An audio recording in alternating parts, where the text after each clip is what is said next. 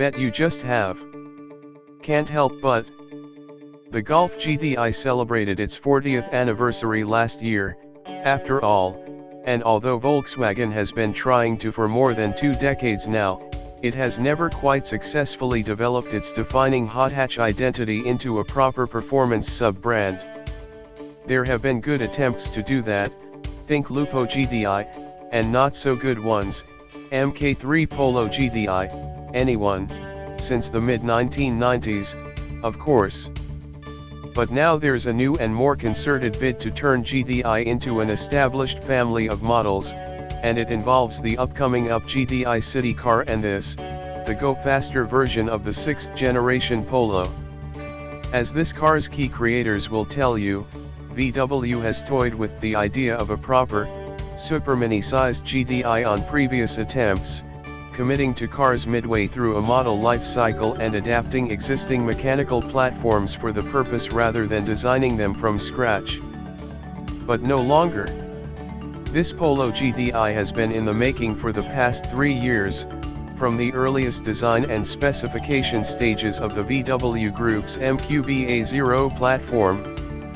As a result, the specialized powertrain, suspension, and steering components it needs in order to be the best hot hatchback it can be have already been provided. They're on the shelf, ready to go, while the car's chassis has already been designed to accept the 1.8in wheels for the job. The new Polo GTI gets the Golf GTI's 2.0-liter turbocharged petrol engine. It's slightly detuned to 197 bhp and 236 pounds-foot of torque, but still strong enough to give the car a sub 7.0 SEC 0 to 62 miles per hour acceleration claim and top speed within a whisker of 150 miles per hour.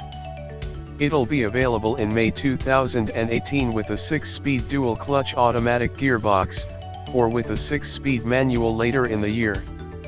It gets lowered, stiffened suspension springs, upgraded anti-roll bars and upgraded passive dampers as standard, but it can be had with switchable Sport Select suspension as an option, which isn't DCC adaptive damping as such but instead describes dampers with 2 lots of compression and rebound settings that you can chop and change between electronically via the car's driving modes. Compared with the standard Polo on which it's based, the GTI also has completely different front suspension knuckles, a stiffer torsion beam at the rear, re-rated suspension bushings and entirely different axle geometries and roll centers. On the face of it, not just on the face of it, really, it's a proper piece of performance engineering.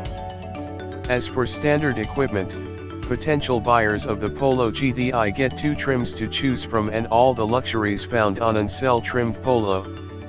Expect to find a sporty-looking Polo, with 1.7in alloys, red brake calipers, a honeycomb front grille, sports suspension, and an electronic locking differential fitted as standard on the exterior.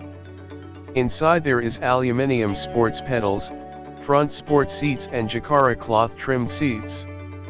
Those opting for GTI and models will find automatic lights and wipers, tinted rear windows, adaptive cruise control, keyless entry and start, LED headlights and electrically adjustable, heated, and folding wing mirrors added to an already generous package.